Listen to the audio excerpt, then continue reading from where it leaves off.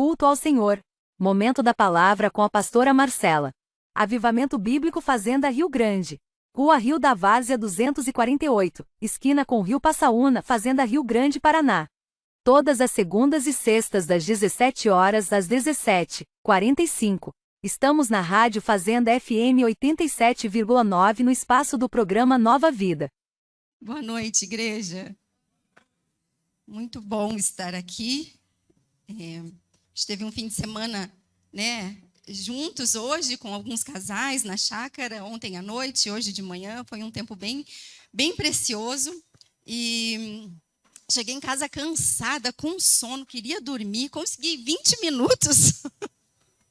Mas eu queria falar hoje um pouquinho sobre isso. Eu queria perguntar aqui uma coisa. Quem gosta de dormir? Eu. Assim, que é bom, né? Não sei, a maioria das mulheres gostam, né? Mas tem muita gente que gosta de dormir. Mas para que serve o sono, gente? Vocês já pensaram para que serve o sono? Obrigada, Rafa. Então, o sono, ele é o quê? É um período de descanso, né? Ele põe em pausas. A nossa vida é feita de ciclos, de estações, de etapas, e o sono é uma pausa, é um ciclo, né? Encerra um dia, começa outro quando você desperta, né? Então, ele é reparador.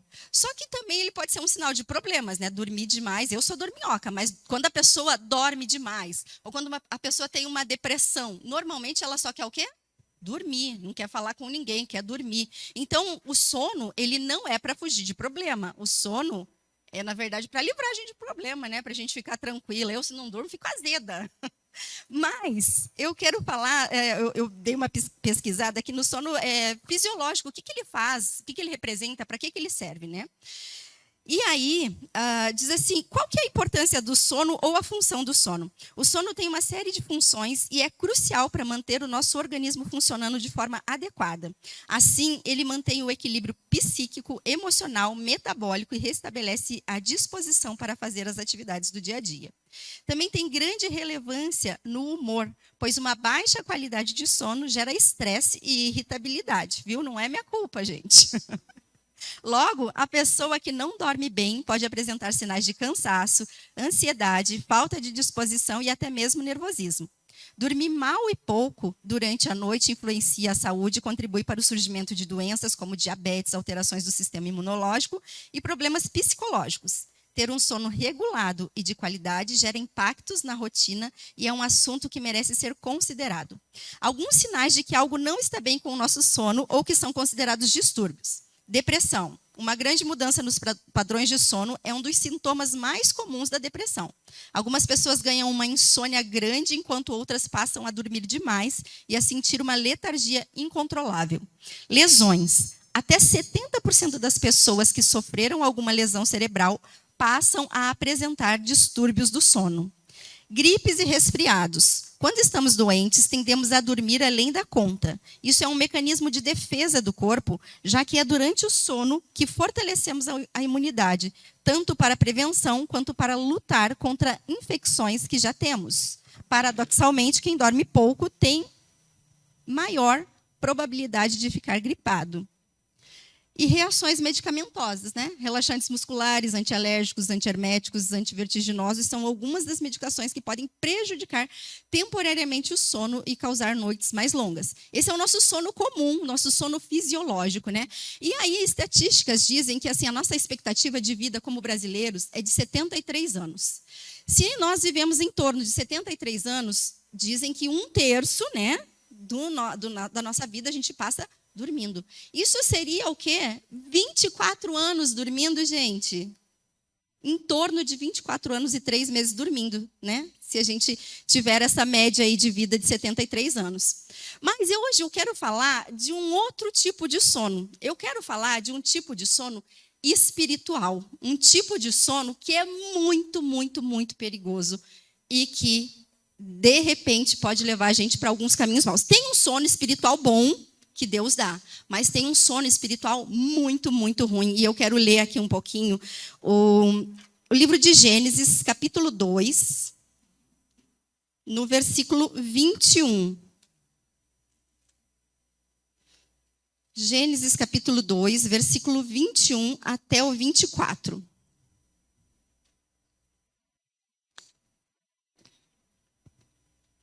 Então o Senhor Deus fez cair pesado sono sobre o homem, e este adormeceu. E tomou uma de suas costelas e fechou o lugar com carne. E a costela que o Senhor tomara ao homem, transformou-o numa mulher, e lhe a trouxe, e disse o homem: esta, afinal, é osso dos meus ossos e carne da minha carne. Chamar-se-á varoa, porquanto do varão foi tomada. Por isso, deixa o homem seu pai e sua mãe, e se une à sua mulher, e os dois tornam-se uma só carne. Esse foi um sono que estava dentro do propósito de Deus. Deus tinha o propósito de tirar de Adão uma esposa. Então, quando o sono é dentro do propósito de Deus, ele vai gerar algo novo. Ele gerou uma esposa, uma varoa, algo que Adão não tinha. Ele fez ele cair nesse profundo sono e gerou algo novo que trouxe união. Os dois seriam uma só carne. Eu me lembro de Jacó, quando ele tem o sono ali, né? Ele deita sobre aquela pedra e ele vê anjos subindo e descendo naquela escada. Ele disse: verdadeiramente aqui é a porta do céu, e eu não sabia. Foi para Deus se revelar para ele ali através daquele sono que ele teve. José, que era um sonhador, né?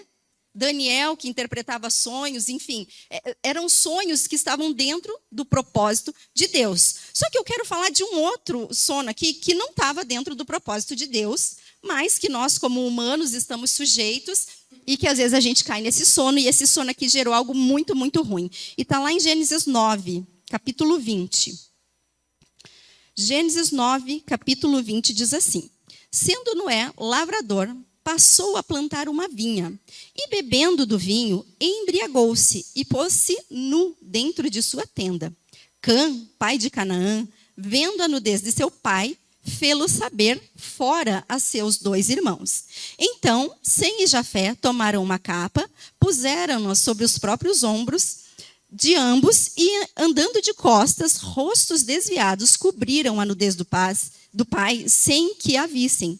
Despertando Noé do seu vinho, soube o que fizera o filho mais novo e disse: maldito seja Canaã, seja servo dos servos de seu irmão. Esse aqui foi um sono da vontade humana.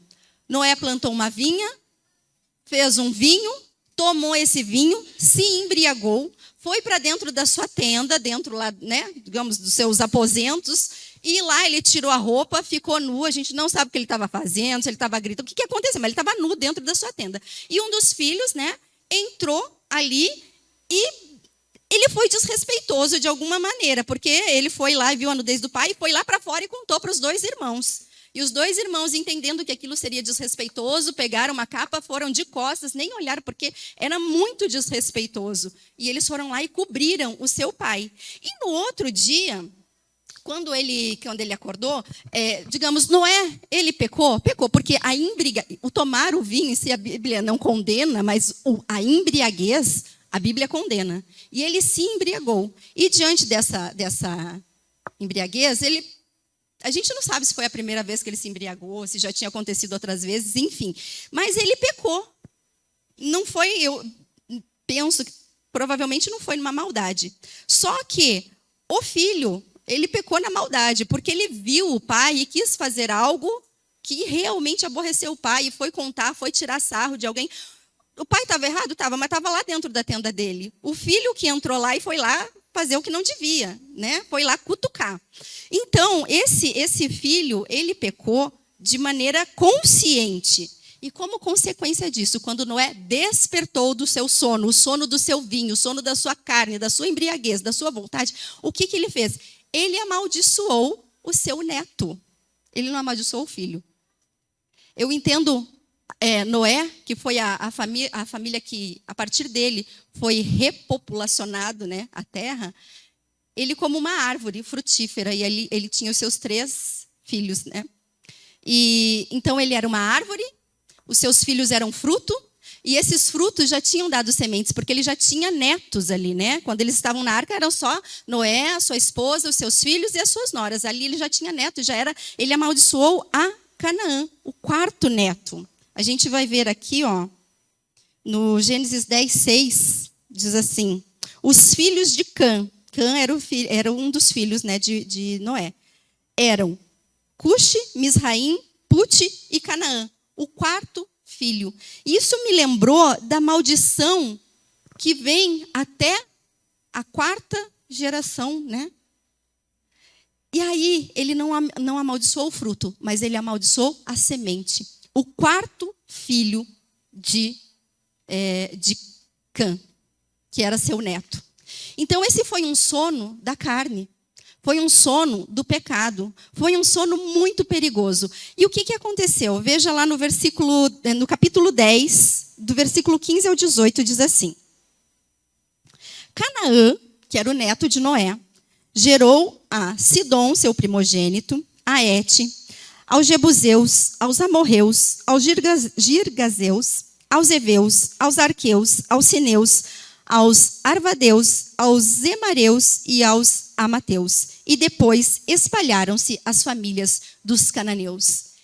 Todos estes 11 povos que foram gerados de Cã eram inimigos do povo hebreu. Todos esses 11 povos, os cananeus, que descenderam ali dos cananeus vindos de Canaã, eles fizeram guerra contra os hebreus. A partir da semente de Canaã, uma semente que foi amaldiçoada, e a palavra tem poder de gerar vida ou morte, bênção ou maldição. A partir daquela palavra que Noé declarou, 11 povos, gente, foram amaldiçoados, carregaram sobre si o peso de uma maldição. Por causa de um sono de pecado. 11 povos que se espalharam por ali e que levaram isso. Só que eu quero agora ir lá para o Novo Testamento, em Lucas, capítulo 2, no versículo 41. E agora a gente vai ver alguém dormindo acordado. Versículo 41.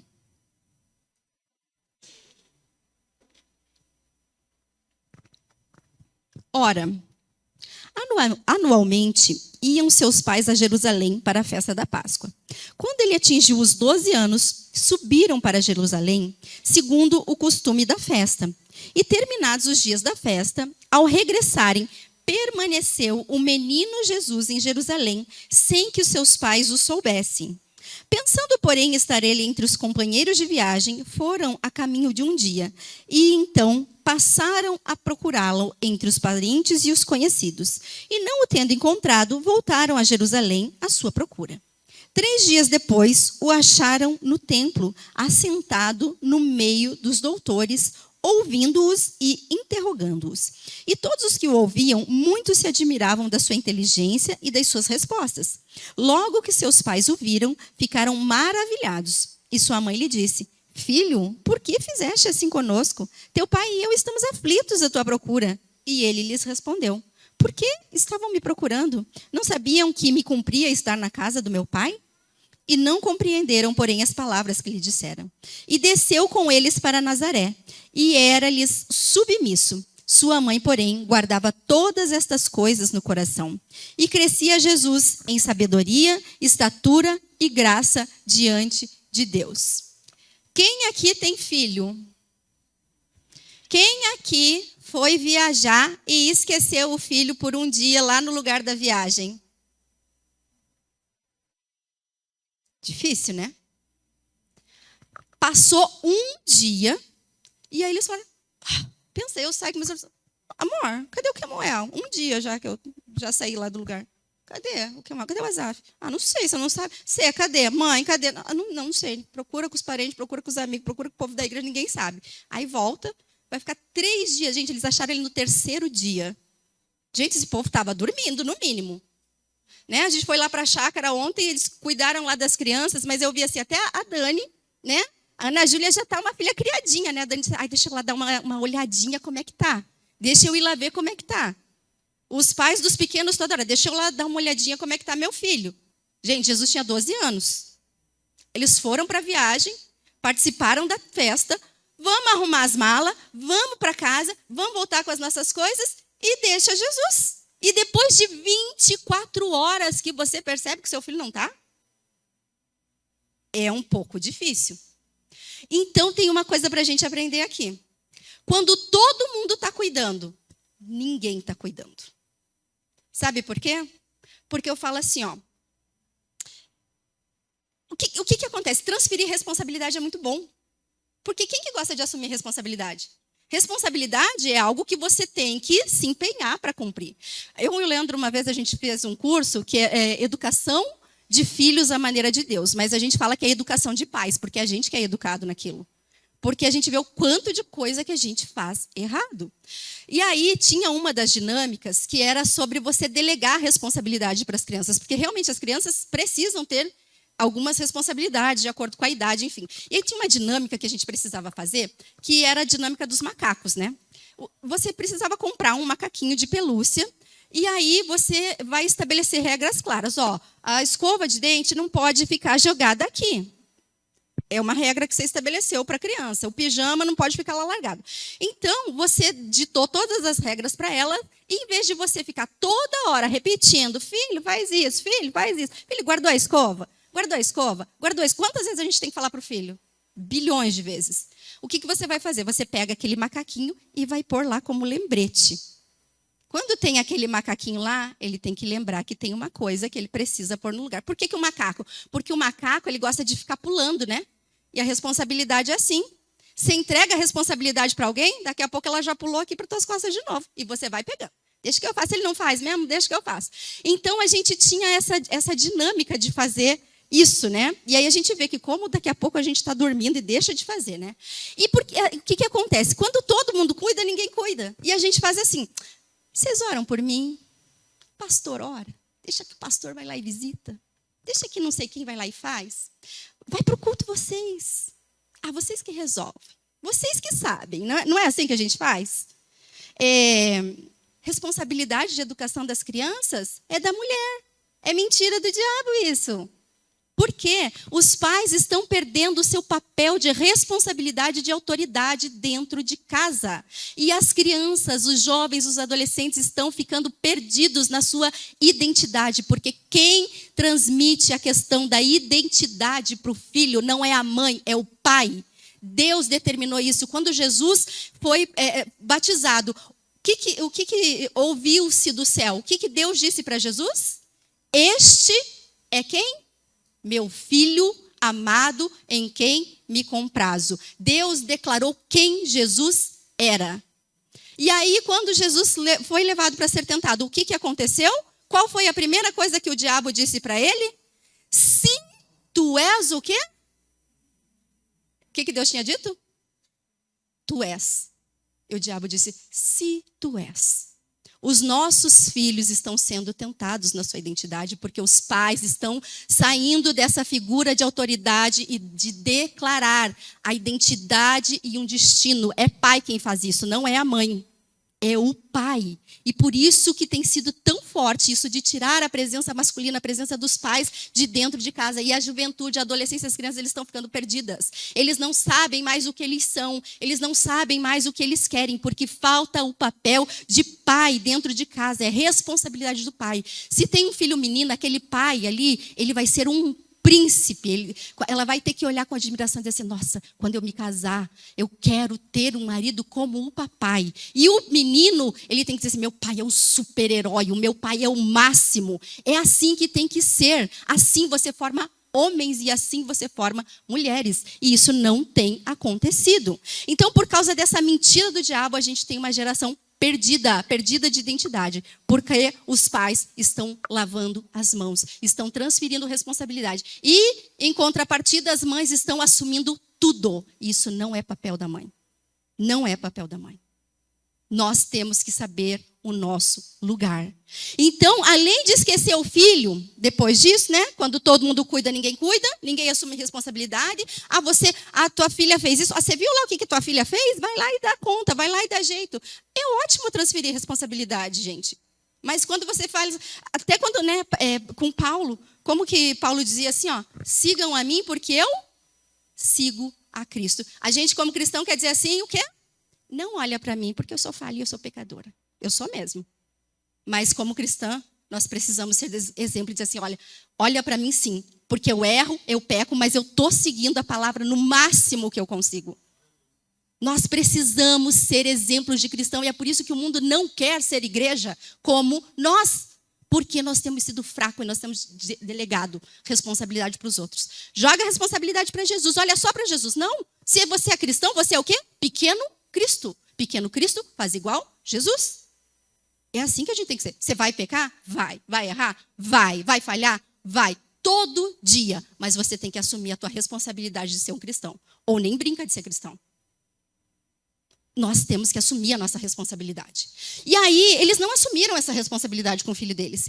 E além de esquecer o filho, o que eles fizeram? Eles quiseram dar uma bronca no filho. Eles disseram assim, filho, por que você fez assim com a gente? Quem era o filho? Jesus. 12 anos. Uma criança. De quem era a responsabilidade? De Jesus? Enquanto o filho, a responsabilidade era de José e Maria. Tanto que diz que ele desceu com eles e era ali submisso.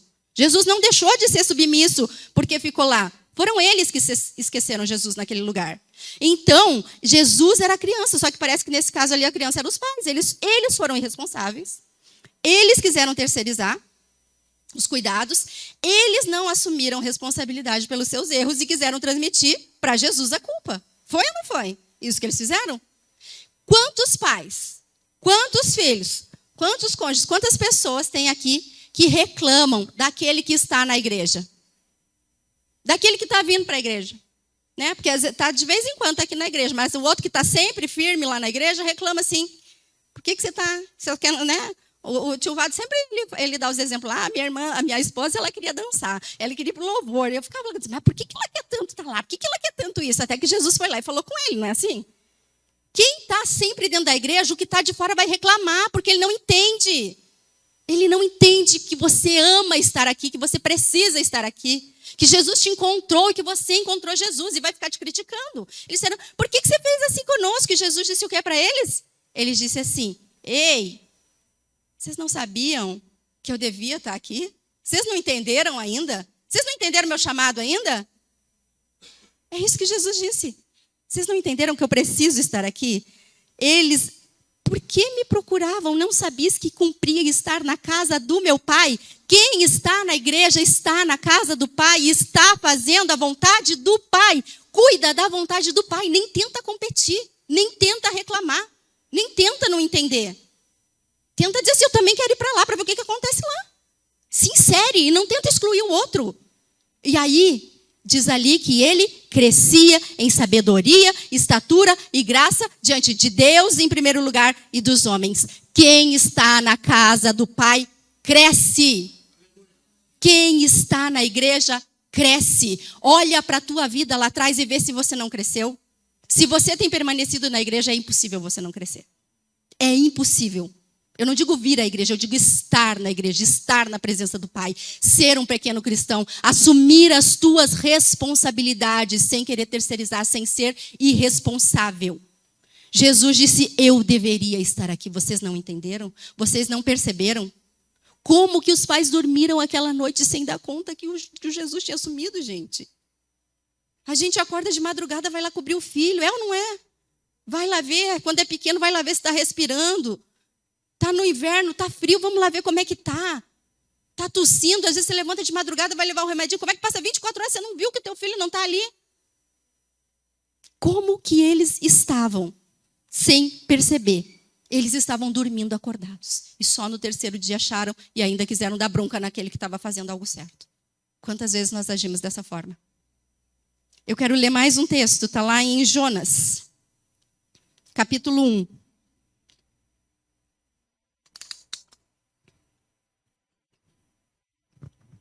Jonas capítulo 1, do 1 ao 7.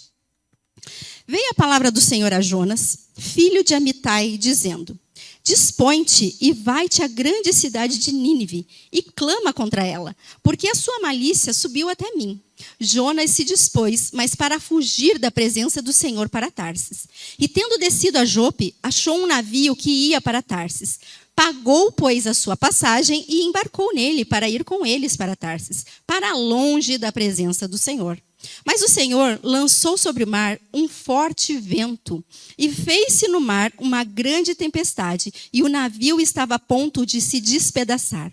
Então, os marinheiros, cheios de medo, clamavam cada um ao seu Deus e lançavam ao mar a carga que estava no navio para o aliviarem do peso dela. Jonas, porém, havia descido para o porão e se deitado, e dormia profundamente. Chegou-se a ele o mestre do navio e lhe disse: que se passa contigo? Agarrado no sono? Levanta-te e invoca o teu Deus, talvez assim esse Deus se lembre de nós para que não perecemos.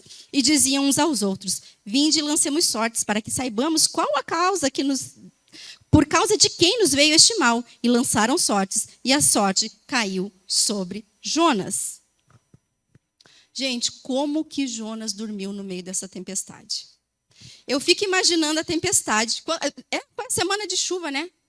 Que tenso, né? Que nem a Cris estava falando, a gente reclama da chuva e molha o tênis e não seca a roupa e não sei o quê. Mas assim, vocês já pensaram essa tempestade no alto mar? Imagina a gritaria, o rebuliço que estava ali, a confusão, aquele agito, aquele monte de marinheiro, barulho, pega a caixa e a caixa vai para lá e vai para cá e se bate, daqui a pouco vamos jogar. O balanço que estava naquele navio, porque quando tem grande temporal, o mar fica muito, muito, muito agitado. Então estava aquele agito, aquela bagunça, cada um começando a gritar os seus. Gente, a gente vê, né? Fala assim, o cara é ateu. Mas a hora que vai cair o avião, meu Deus, me salva. Todo mundo clama por Deus, por alguma ajuda, alguma força, por alguma coisa. Eles estavam para morrer. Né? Aí a gente, né, às vezes vem orar na igreja, se entusiasma e grita e ora e canta, e de repente você está orando alto, enfim. E Deus diz, clama a mim e eu te responderei. Pensa aqueles caras gritando. Eles estavam para morrer, era um monte de homens, gente. Eles não tinham mais o que fazer, eles já tinham jogado as cargas, e cada um gritando para o seu próprio Deus, sabe lá quantos deuses, quantas, né, entidades eles acreditavam ali, cada um gritando para o seu próprio Deus. Nos salva, a gente vai morrer. E aí, de repente, esse cara está dormindo. Como que pode isso? Como que pode isso? E aí, eles disseram assim, ei, acorda. E diz que ele dormia tranquilamente e profundamente, gente. Gente, o marido ronca do lado, você dá um cutucão. Como que faz? Né? O vizinho dá uns gritos, você acorda. Não acontece isso? Como é que dorme na tempestade assim? A gente acorda com a chuva está muito intensa, você acorda, já te dá aquele susto, você dá uns relâmpagos, ai meu Deus, você já começa a orar, Senhor, que o vento não leve o telhado. Não é assim? Pensa em alto mar, o desespero que estava ali. Mas ele estava dormindo tranquilamente. Ele dormia por quê? Porque ele dormia para fugir do propósito de Deus. Ele falou, não vou. Eu não quero ir para lá. Quando alguém está doente, gente, quando alguém está, né, pedindo por uma ajuda, quantas vezes você fica no telefone com alguém aconselhando, altas horas, sem dormir? Mas o cara dormia no meio dessa tempestade. Como que ele conseguia? A gente vai ler mais um texto lá em Mateus. Mateus 26.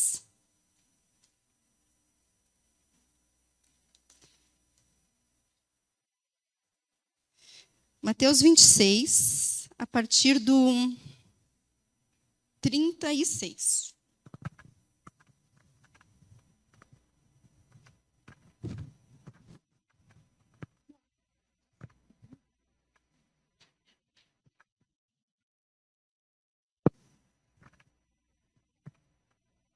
Mateus 26, lá no 36 diz assim. Em seguida, foi Jesus com eles a um lugar chamado Getsêmani e disse aos seus discípulos, assentai-vos aqui enquanto eu vou ali orar. E levando consigo Pedro e a 2 filhos de Zebedeu, começou a entristecer-se e angustiar-se. Então lhes disse, a minha alma está profundamente triste até a morte. Ficai aqui e vigiai comigo. Adiantando-se um pouco, prostrou-se sobre o seu rosto e orando e dizendo, meu pai, se possível, passa de mim esse cálice. Todavia, não seja como eu quero, e sim como tu queres. E voltando-se para os discípulos, achou-os orando? Dormindo. E disse a Pedro, então, nem uma hora pudestes vigiar comigo? Vigiai e orai, para que não entreis em tentação. O espírito, na verdade, está pronto, mas a carne é fraca. E tornando-se a retirar, orou de novo, dizendo, meu pai, se se não é possível passar de mim esse cálice sem que eu o beba, faça-se a tua vontade. E voltando, achou-os outra vez dormindo, porque os seus olhos estavam pesados. Deixando-os novamente, foi orar pela terceira vez, repetindo as mesmas palavras. Então voltou para os discípulos e lhes disse: ainda dormis e repousais? Eis que é chegada a hora. O Filho do Homem está para ser entregue nas mãos dos pecadores. Então é como eu estava dizendo, quando tem alguém doente, que, precisando de uma ajuda, você precisa cuidar de alguém, você precisa passar a noite com aquela pessoa, você passa ou não passa cuidando dela? Quando tem alguém com um problema grave, às vezes você precisa, infelizmente, passar por um velório. Você passa ou não passa a noite em claro? Mas os discípulos dormiam. É comum dormir. Mas quando que eles tinham visto Jesus nesse estado que ele estava? Nessa situação que Jesus estava, que diz assim, que ele começou a entristecer-se e angustiar-se. E disse para eles assim: a minha alma está profundamente triste até a morte. Gente, se chegar um irmão da igreja, alguém da tua família, alguém que você nem conhece ali na rua e disser isso para você, o que você vai fazer? Você vai no mínimo dizer assim: eu vou orar com você. Calma, eu vou ficar aqui com você. Você vai dar uma palavra de apoio. Até para uma pessoa da rua que você nunca viu, você vai temer que essa pessoa se jogue debaixo de um carro, você vai pensar em uma maneira de ajudar. Pensa, Jesus caminhava com eles eram discípulos, eram os apóstolos ali de Jesus. Eles disseram: gente, fica aqui comigo, a minha alma está profundamente triste até a morte, eu estou angustiado. Eles nunca tinham visto Jesus dessa maneira. Será que não era deles falar assim: gente, está acontecendo alguma coisa, vamos apoiar Jesus? Vamos ficar aqui do lado de Jesus? Quantas vezes eles tinham visto Jesus insistir assim, para que eles ficassem acordados, para que eles ficassem. Ele tentou despertar eles com insistência, ele voltou ali 3 vezes. Por que eles não ouviram? Por que eles não ouviram?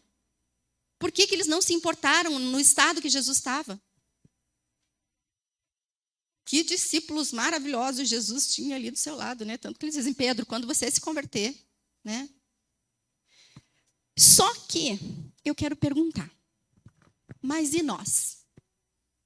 Quantos problemas que são da tua responsabilidade, mais você quer transferir?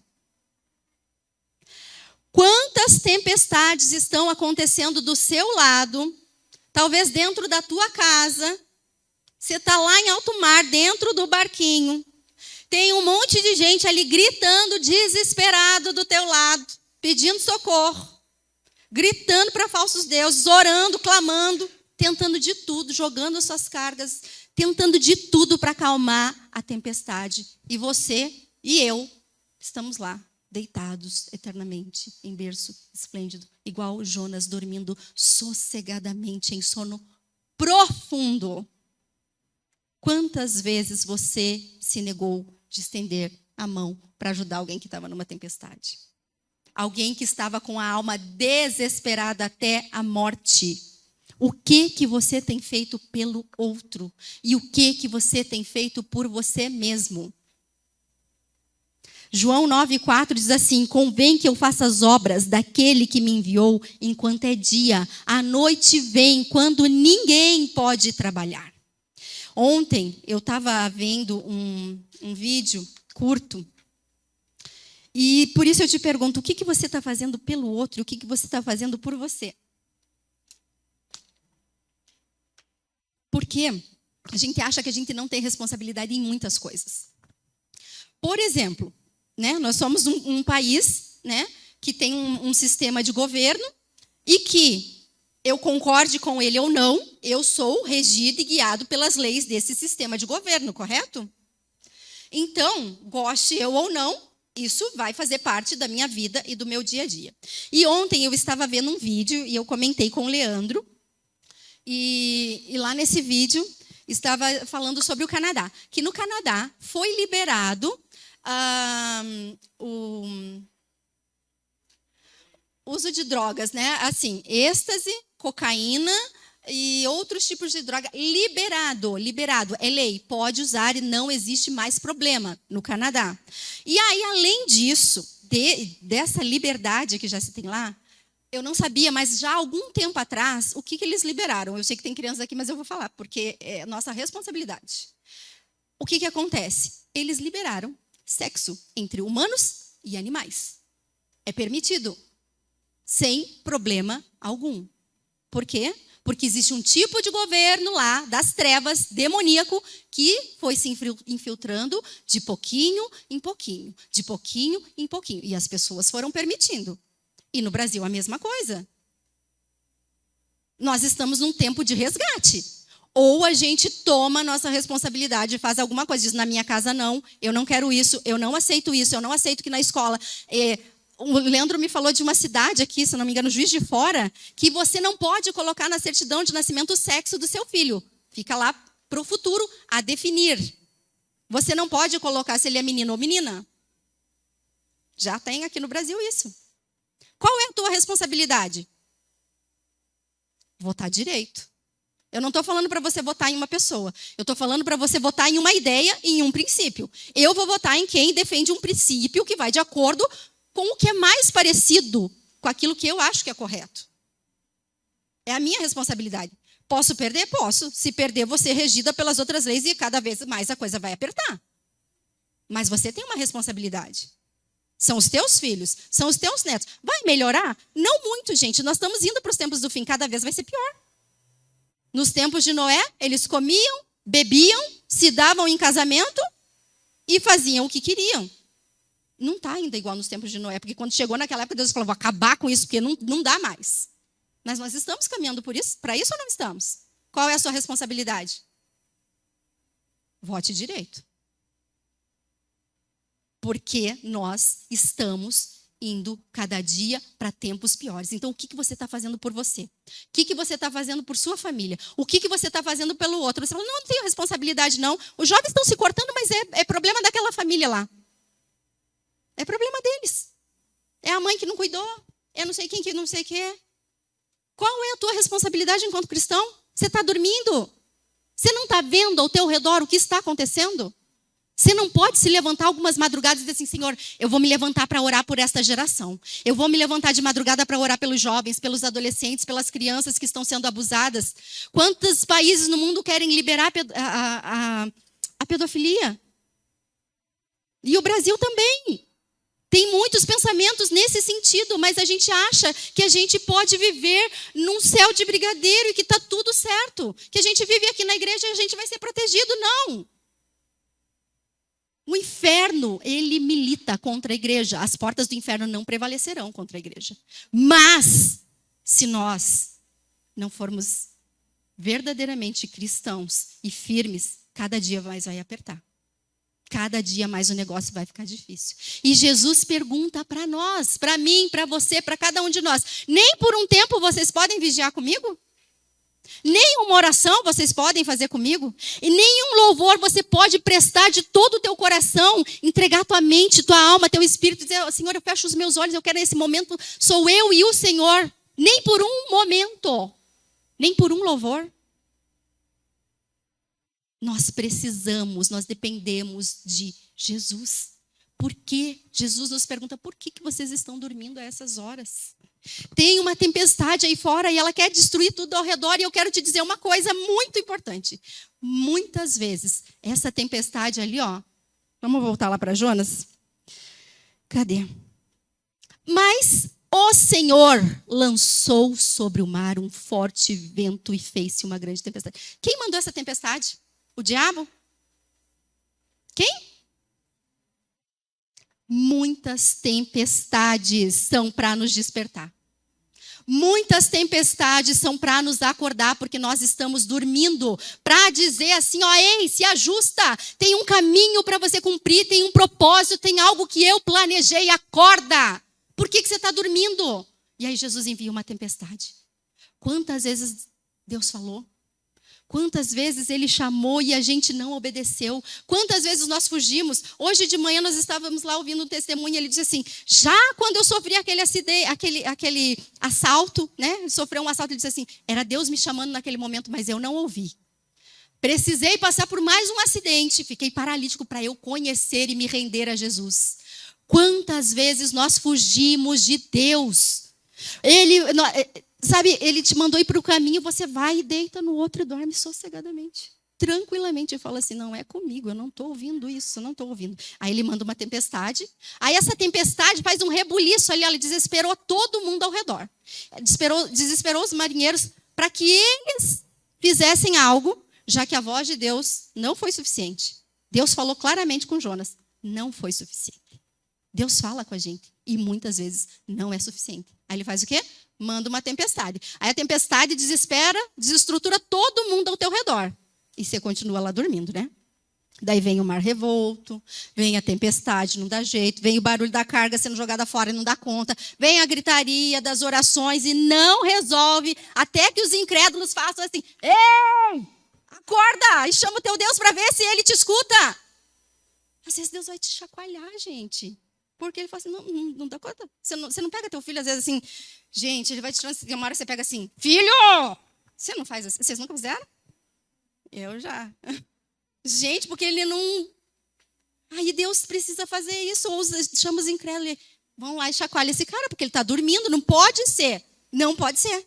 Aí vai lá e clama a Deus. O incrédulo, ele já clamou para o Deus dele e viu que não resolveu. E por isso que diz assim que a criação, ela anseia pela manifestação dos filhos de Deus. Mas os filhos de Deus estão dormindo.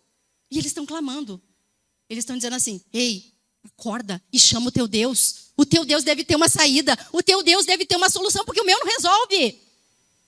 É isso que aqueles homens fizeram. Só que mesmo assim, ele foi jogado naquele mar que estava revolto, com aquele grande vento. Ele foi engolido por um grande peixe. Aí eu fico imaginando ele lá na barriga do grande peixe. Gente, pensa o fedor lá na barriga do grande peixe. Vocês já limparam um peixinho? A carninha dele já é fedida, né? Aí pensa cortar assim a barriguinha, abre a barriguinha dele. Morto, né? Pensa ele vivo, o fedor que é lá dentro. Já pensaram? Já pensaram a escuridão lá dentro da barriga do peixe? Né? Quando a gente vai fazer o ultrassom lá, a gente vê o bebê. É tudo escurinho, né, gente? Pensa na barriga do peixe. Aí você já pensou os líquidos que tem lá dentro da barriga do peixe? As gosmas que tem lá dentro? Vocês já pensaram aquele peixe nadando para lá e para cá na tempestade? Para onde que Jonas ia e vinha? Quanto tempo que demorou para Jonas orar? Quanto? Tava bom esse sono, hein? Lá veio, ele voltou para a barriga do peixe e dormiu de novo. Falou, tomei banho nessa água, agora botei para a barriga para dormir. Gente, às vezes a igreja está desse jeito. E está dormindo. Numa situação dessa, o cara ali, não era na primeira hora, agora estou na barriga. Deus me ajuda, me socorre. Não, ele continuou ali. 3 dias dentro daquela barriga do peixe. Como, gente, sem perceber a falta do filho? Como dormir na tempestade, vendo a angústia de alguém amado te pedindo um apoio, te pedindo um socorro, falando, ora aqui comigo, no meio do mar revolto, como que dorme? Como? Sabe como? Eu vou te dizer. O diabo sempre vai querer te colocar num estado de sono. Sempre. Ele vai querer te fazer dormir. O sono de Deus tem um propósito, cria algo novo e traz união. Mas o do diabo traz maldição, destruição, consequências para gerações. O sono é para descanso, é reparador. Não é para fugir do problema, nem é propósito de Deus. Jesus chamar os discípulos não foi suficiente. Ele ficou sozinho até o fim. Ai, aqueles discípulos. Ai, esses discípulos que somos nós. Se Jesus olhar para nós, será que nós não estamos iguaizinhos a eles? No que nós temos sido diferentes? Eu quero ler mais um texto que está lá em Cantares, capítulo 5.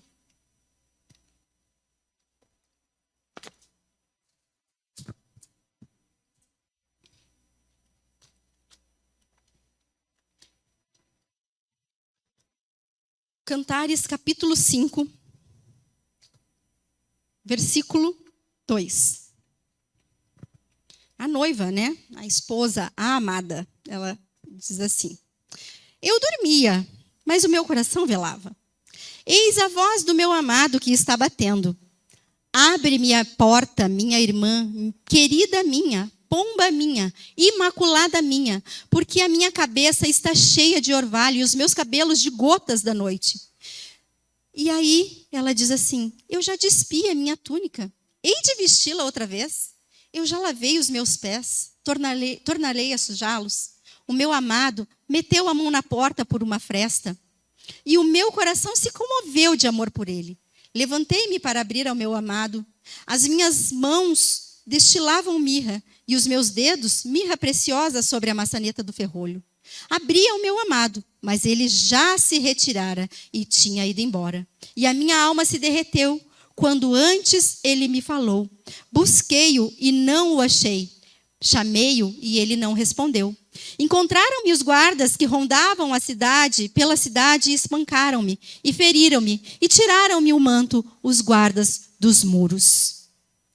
O amado vem e bate na porta, diz assim: eis que estou à porta e bato. Então ele bateu naquela porta.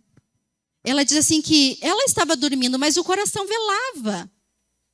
Às vezes a gente está dormindo, o nosso coração está cheio de Jesus, mas nós estamos dormindo.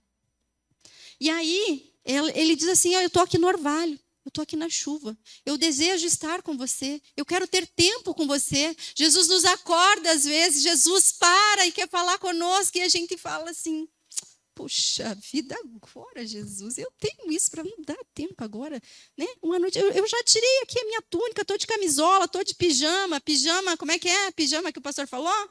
Pijama personalizado, né? Eu já estou de pijama personalizado, eu vou ter que vestir de novo, eu já lavei o pé, vou descer nesse chão aqui, vou me sujar. E fiquei ali naquela preguiça, e de repente ela fala: tá bom, vou levantar. Eu não quero levantar agora, mas eu vou levantar. Porque meu noivo está chamando, né? Vou lá.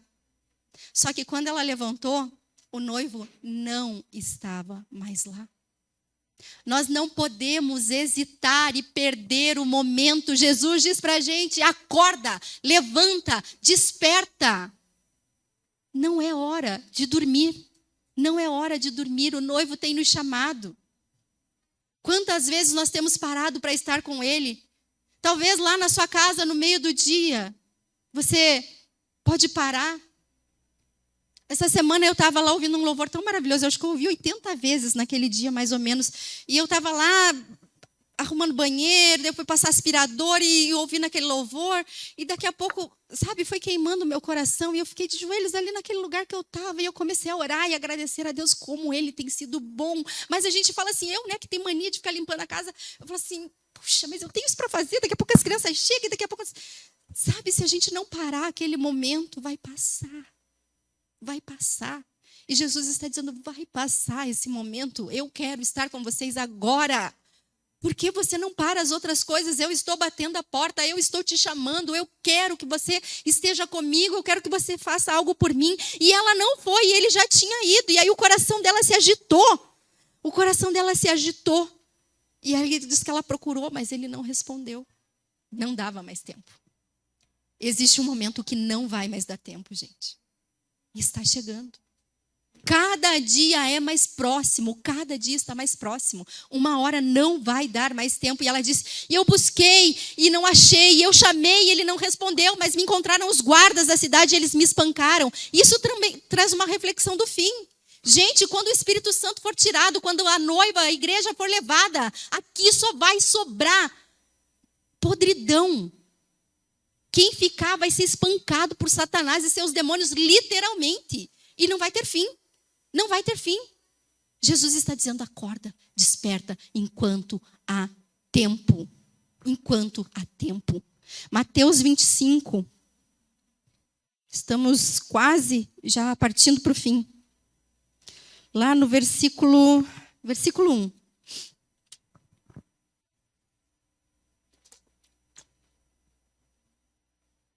Mateus 25, 1.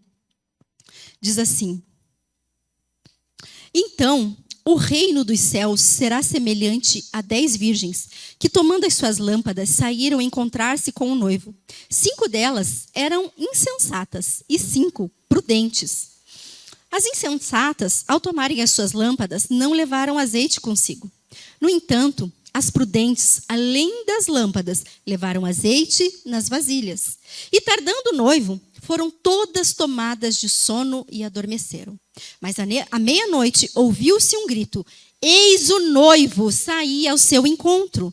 Então se levantaram todas aquelas virgens e prepararam as suas lâmpadas. E as imprudentes disseram às prudentes: dai-nos do vosso azeite, porque as nossas lâmpadas estão se apagando.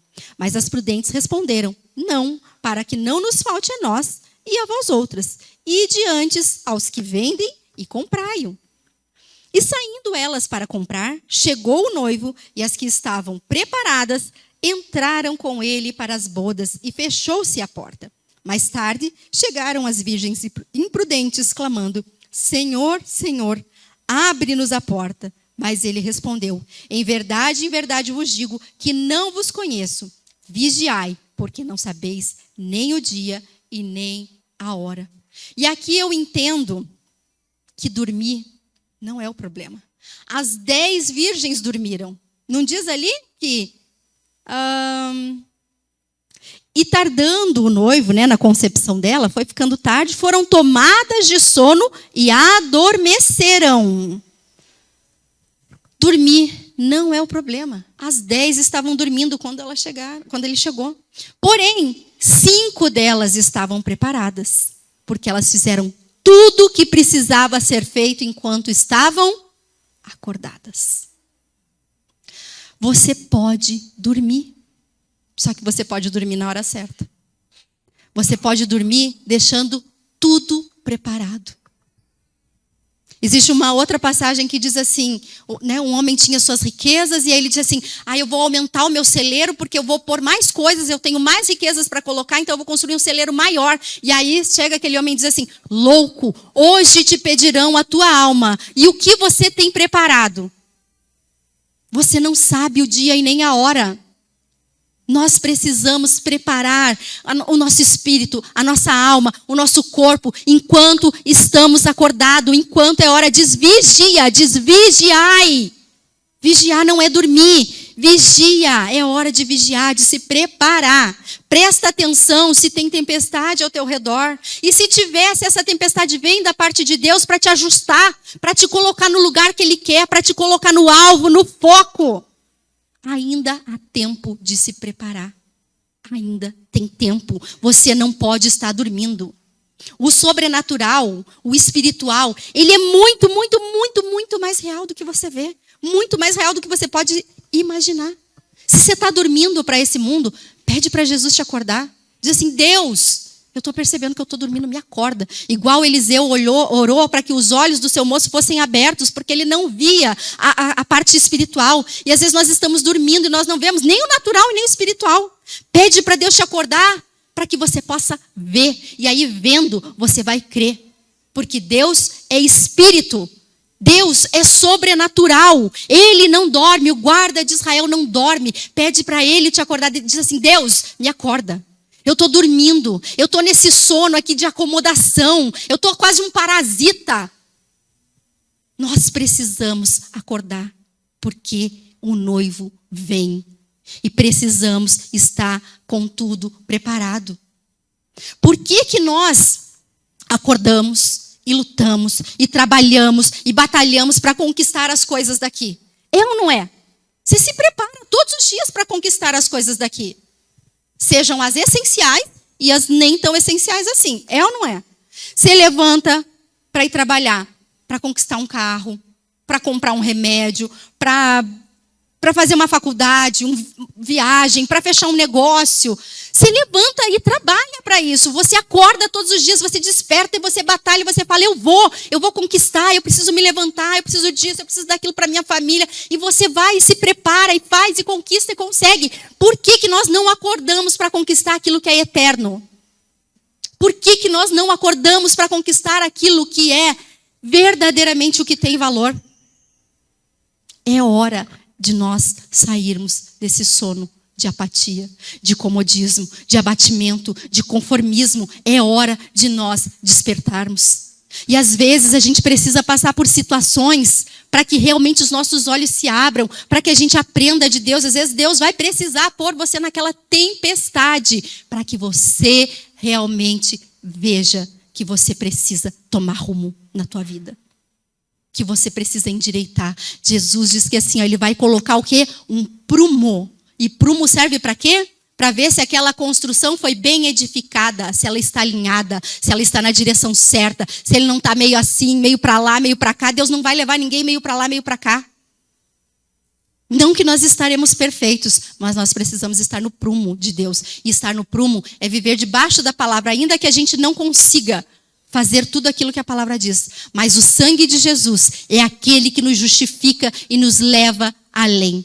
Nós precisamos nos alinhar. Nós precisamos enxergar o espiritual. Nós precisamos entender que o espiritual é mais real do que isso aqui que a gente vê. Esse fim de semana passado nós tivemos tantas experiências com o sobrenatural, não só da parte de Deus, mas da parte do demônio, da parte de inferno mesmo, de Satanás falando cara a cara conosco. Você acredite ou não? Mas ele vem, ele fala, ele afronta e ele veio para roubar, matar e destruir. Só que é tão lindo o agir de Deus, porque ele sempre sai derrotado. Satanás e seus demônios sempre saem derrotados. E um deles diz assim para nós, eles sempre se metem, ele sempre se mete aqui.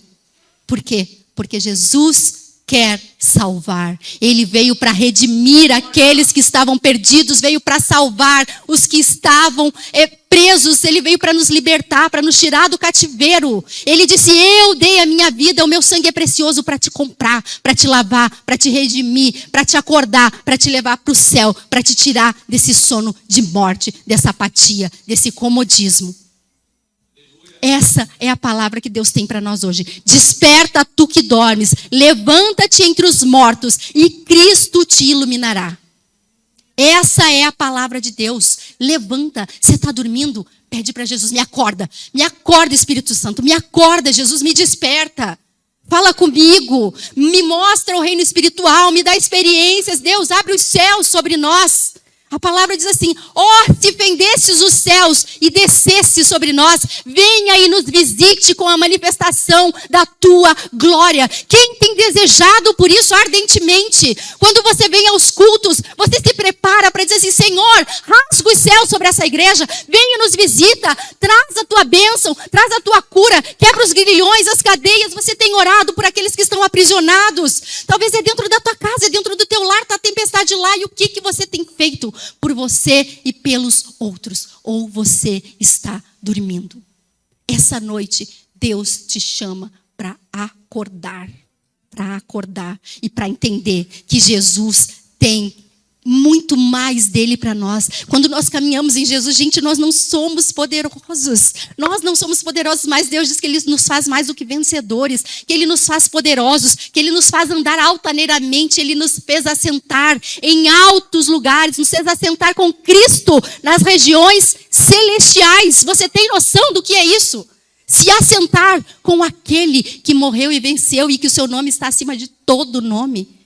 Que diante dele todo joelho se dobrará, toda língua confessará, nenhum principado e nenhuma potestade pode permanecer. Quando você se rende a Deus e você diz, Senhor, eis-me aqui, envia-me a mim.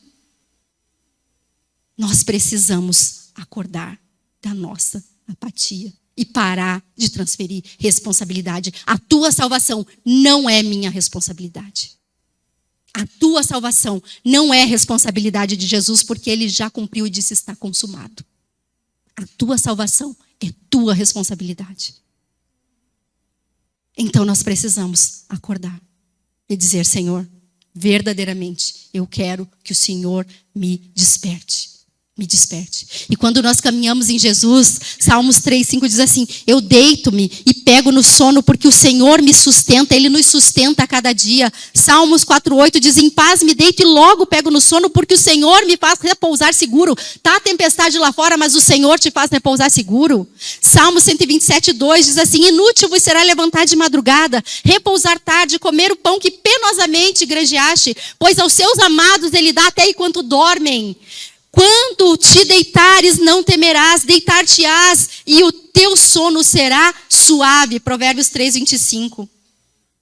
Salmos 13:3 diz assim: olha para mim e responde, Senhor meu Deus. Ilumina os meus olhos, ou do contrário, dormirei o sono da morte.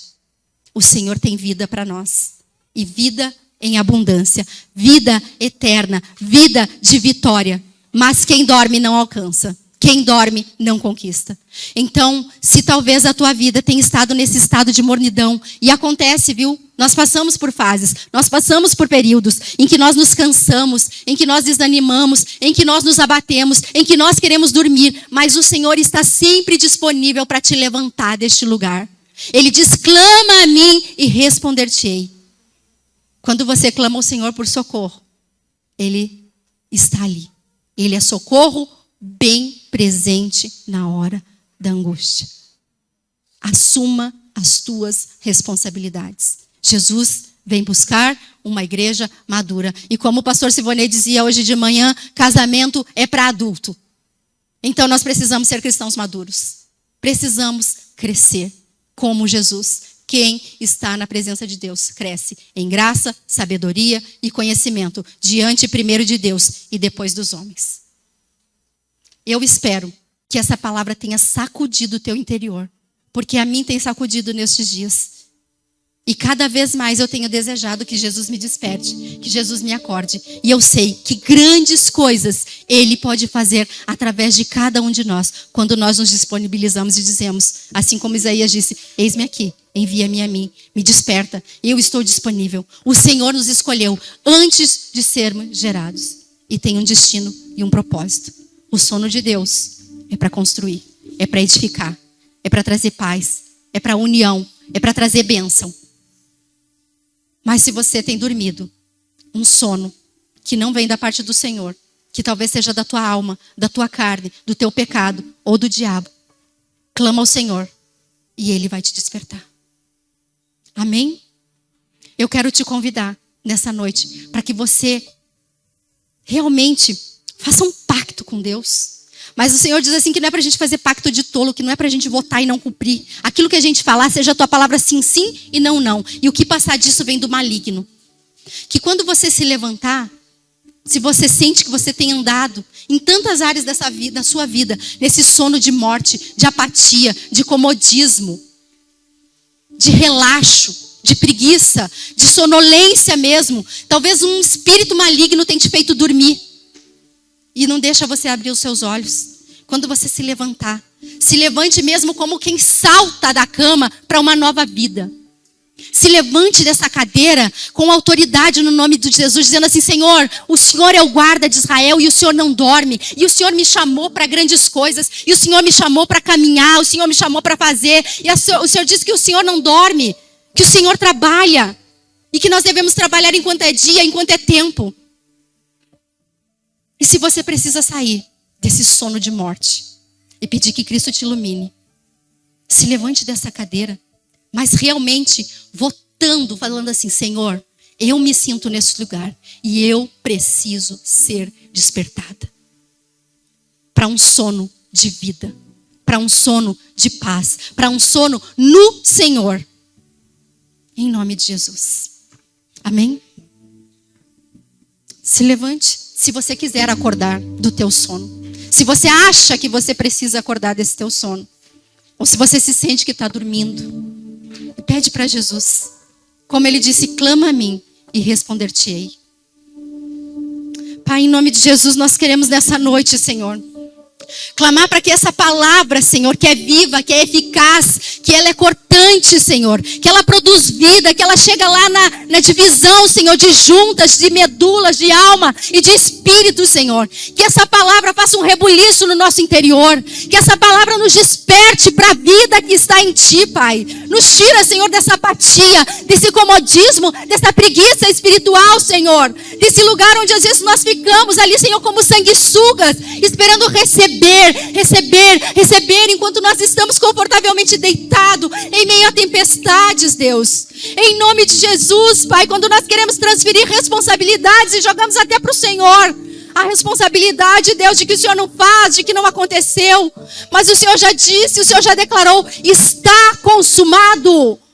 Ei, levanta-nos, Pai, deste sono. Nós clamamos a Ti nesta noite. Nós pedimos, Pai, por Tua misericórdia, que nos desperte. Que o Senhor resplandeça o Teu rosto sobre nós. Que o Senhor brilhe sobre nós como o sol do meio-dia, Pai. Em nome de Jesus, não nos deixa continuar, Senhor, abatidos e dormindo, Senhor, confortavelmente, enquanto existem tempestades, enquanto existem responsabilidades a serem assumidas, Deus. Pai, nós não queremos, Senhor, dormir o sono, Pai, que traz maldição para nós, para nossa descendência, que traz maldição para as nossas gerações.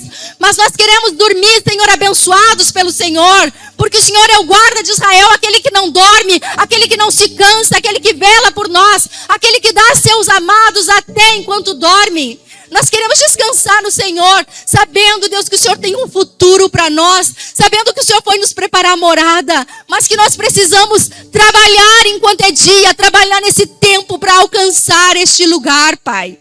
Em nome de Jesus, Pai, eu quero declarar, Senhor, sobre a minha vida, sobre a minha família, sobre o meu esposo, sobre os meus filhos, sobre esta igreja, sobre cada pessoa aqui, sobre os nossos vizinhos. Sopra o Teu vento de avivamento e nos desperta, Deus, em nome de Jesus, Pai. Tantas pessoas clamando a falsos deuses, mas nós vamos ao Senhor, nós vamos ao único Deus vivo e verdadeiro, o único que tem poder para nos acordar. Aquele, Senhor, que nos comprou, aquele que nos libertou, aquele que nos tirou da morte eterna para nos trazer para a vida eterna, Deus. Em nome de Jesus, desperta o Teu povo. Começa, Deus, a soprar um vento impetuoso mesmo. Se precisa fazer uma tempestade, Deus, faz, Pai, mas que se cumpra o Teu querer.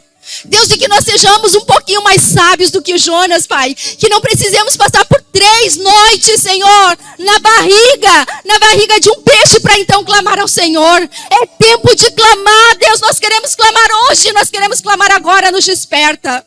Deus, que nós não venhamos, Senhor, a ser como José e Maria, achando que o Senhor está no nosso meio quando o Senhor não está.